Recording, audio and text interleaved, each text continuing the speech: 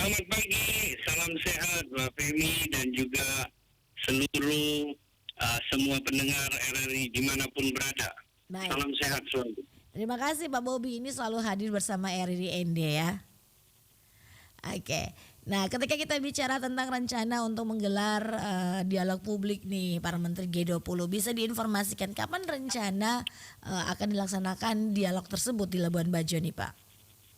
Baik, terima kasih Femi. Saya jelasin jadi B20 ya itu adalah bagian dari rangkaian G20 ya.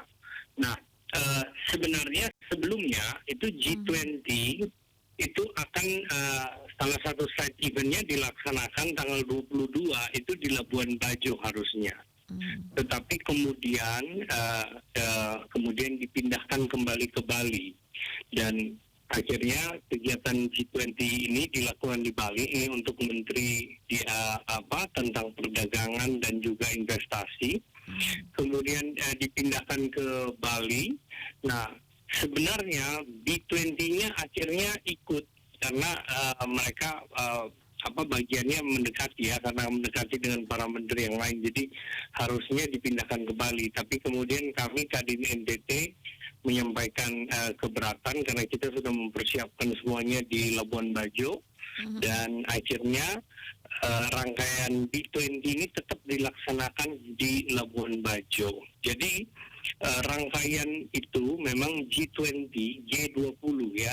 G20 itu di Bali tanggal 22 pagi ya, itu rapat beberapa menteri-menteri dari 20 negara yaitu menteri perdagangan.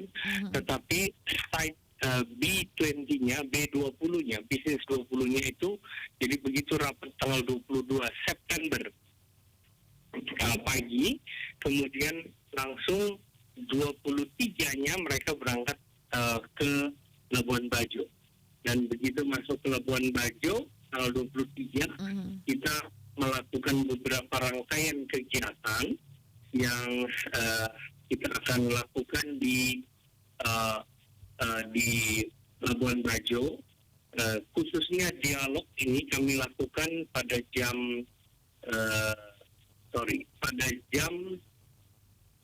sekitar siang ya, setelah makan siang kami lakukan dialog itu sampai makan malam.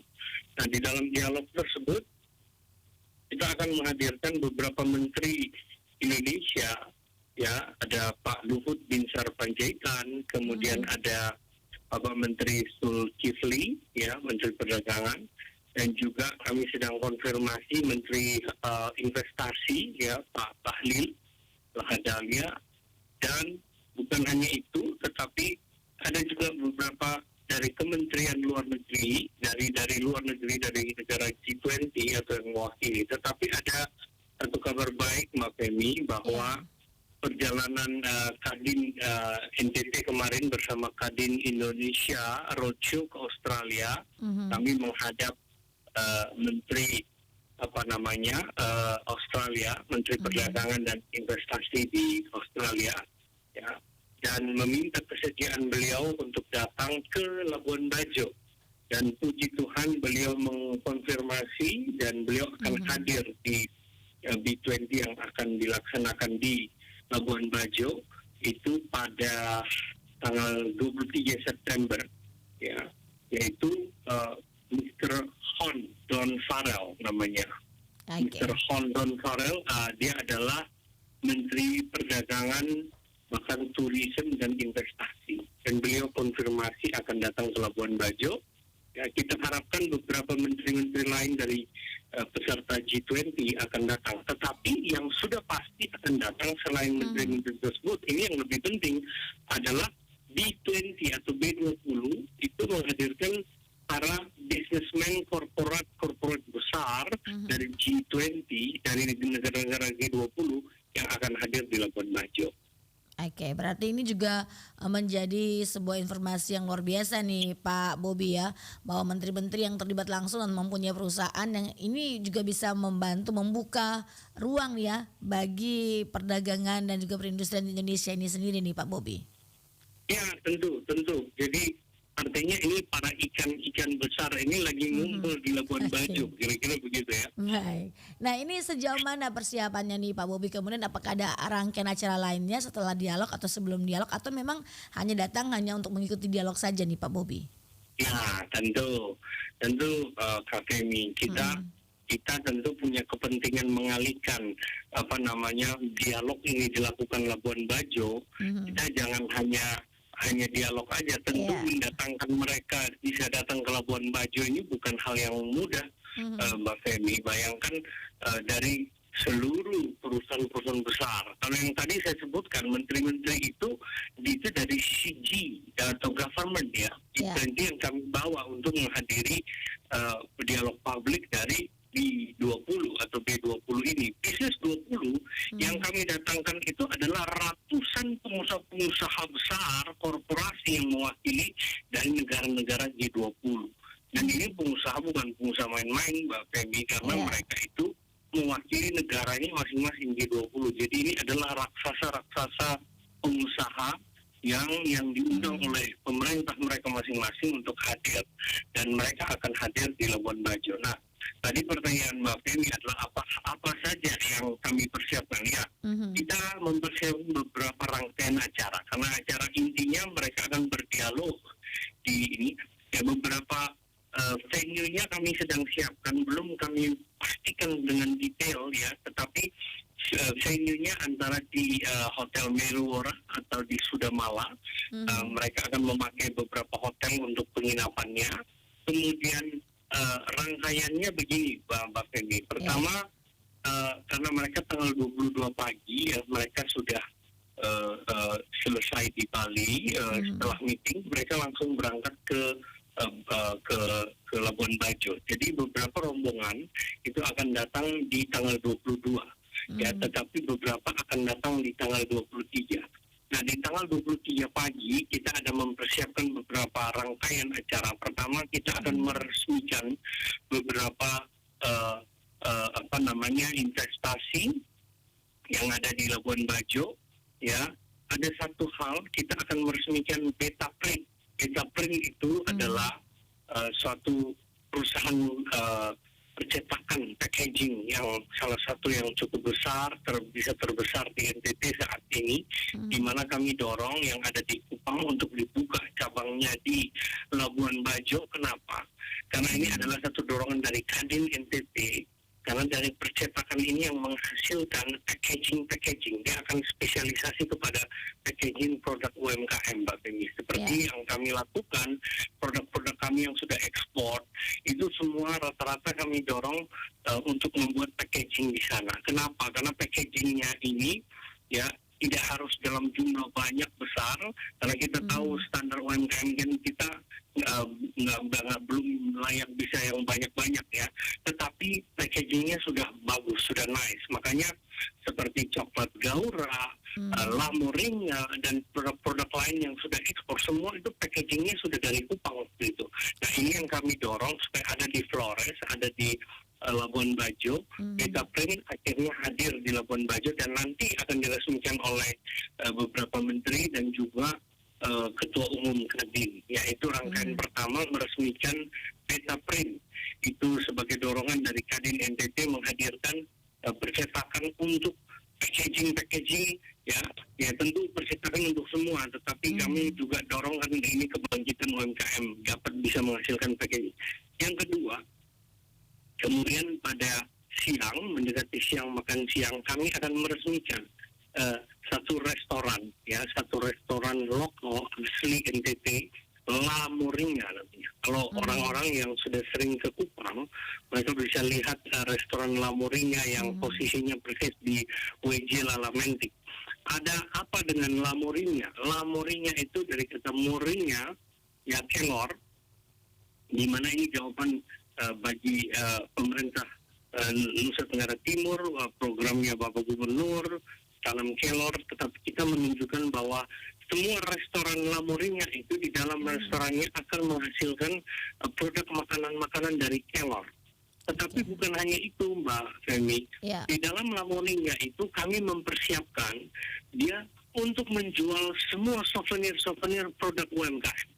Ya, Lamborghini ini juga lahir dari konsorsium dari Kadin NTT. Sama seperti Betapren yang juga adalah konsorsium dari Kadin NTT.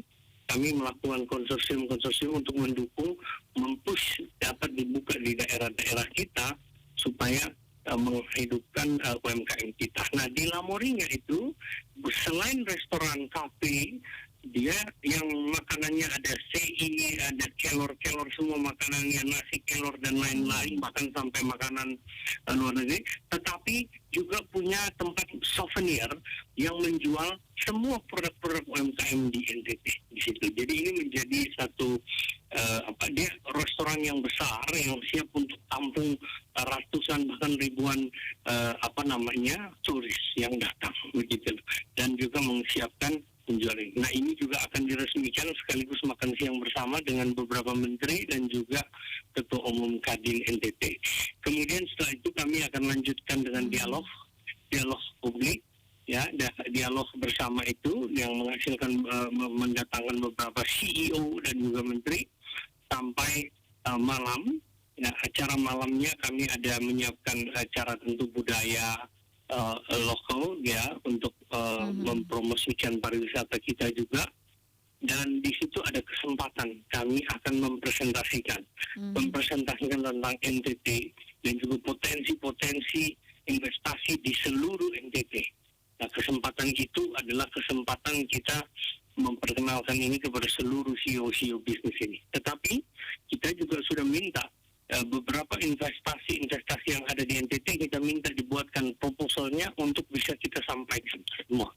Nah, dan besoknya 24 kita ada tentu mengajak mereka untuk laser di sana untuk jalan-jalan. Jadi kami pakai beberapa kapal finishing.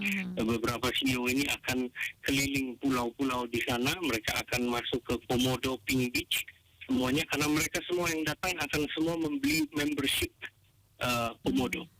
Ya, mereka semua ada ratusan yang membeli membership Komodo, yaitu konservasi Pulau Komodo, ya, dan Padar. Thank you. Oke. Nah, kemudian dari berbagai kegiatan atau set event sebelum pada acara puncaknya ada dialog, kemudian diakhiri dengan pagelaran budaya ini, Pak Bobby, tujuan dan goal yang ingin dicapai ini seperti apa?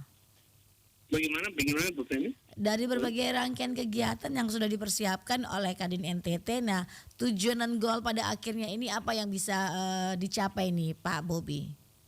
Nah, Bu Femi, jadi sebagai gambaran begini, bahwa kita ini momentum di mana para raksasa bisnis dari seluruh negara datang ke Labuan Bajo. Mbak, ini nggak pernah terjadi di NTT. Ini selalu terjadi hanya di Bali dan di Jakarta.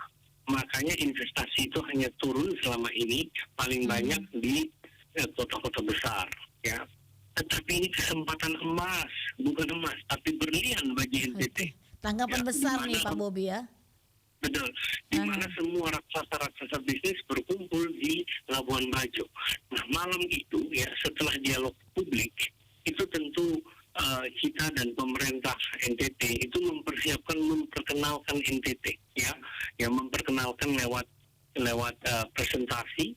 Tapi saya sudah menyampaikan kita sedang menyiapkan proyek-proyek, ya, di mana investasi yang di setiap daerah di NTT itu kita sudah siapkan dalam bentuk proposal, ya, di mana malam hari itu kami akan langsung matching untuk memperkenalkan mereka. Ya, harapan saya ini adalah itu malam intinya, Mbak Femi, di mana mereka akan tertarik. Ya, kita harapkan kalau ikan-ikan besar ini kumpul di Labuan Bajo, kita bukan hanya numpang foto saja, tetapi kita akan mancing, kita siap umpan untuk memancing mereka. Ya, puji Tuhan kalau 1, 2, atau 3 proyek aja bisa kita tahan dan kita dapat di sana, wah itu luar biasa. Dan kita sudah siapkan itu, Mbak. Kita punya sekitar 8 proyek yang kami sedang siapkan, yang kami akan undang mereka lagi di bulan November untuk mereka melakukan site visit. Kami akan bawa mereka ke Sumba, kami akan bawa ke daratan Flores dan juga ke daratan Timor untuk melakukan site visit investasi. Oke. Begitu Mbak Femi. Dan setelah kegiatan ini juga akan banyak investor-investor ya yang menanamkan modal dan investasinya di Labuan Bajo ataupun juga di beberapa wilayah di Nusa Tenggara Timur nih Pak Bobi ya sebagai harapan kita Betul, bersama. betul. Oke, baik. Tepatnya 17 November Mbak Femi. Oke. 17 November itu site visit mereka akan datang dan kita akan mengawal kunjungannya untuk melihat.